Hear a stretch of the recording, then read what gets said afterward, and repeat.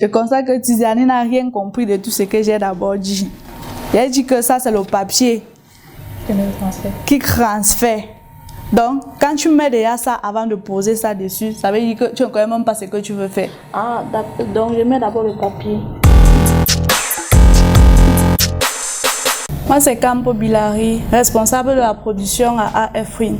Aujourd'hui, j'ai atelier de production avec les élèves de AS School. Du coup, nous allons produire un cachet du début jusqu'à la fin. Un cachet qui est d'abord un élément très important au sein de l'entreprise qui symbolise l'harmonie, l'unité et l'engagement de cette entreprise.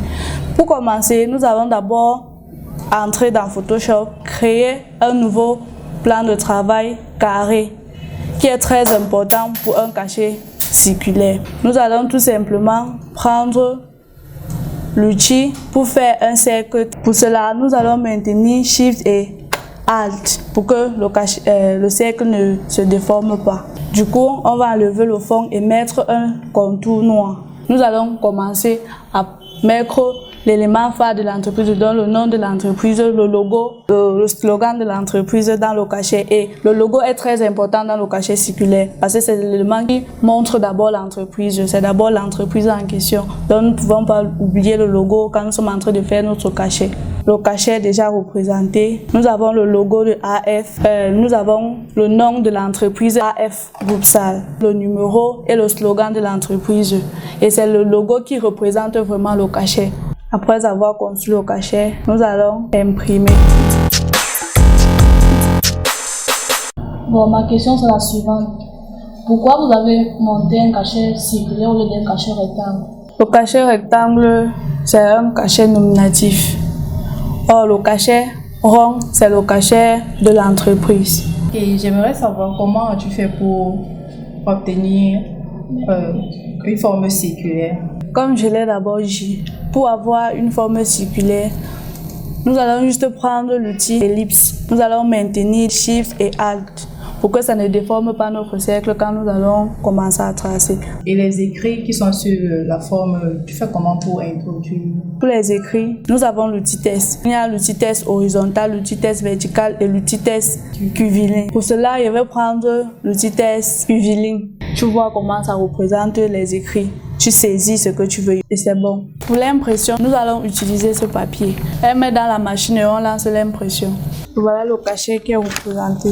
Nous allons juste continuer avec un transfert sur un support.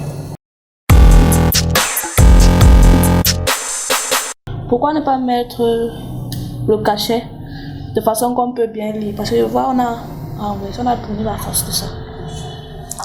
Ok, pour répondre à cette question, voici ce qu'on venait de tirer. On peut pas, on met comme ça parce que on veut transférer sur un support.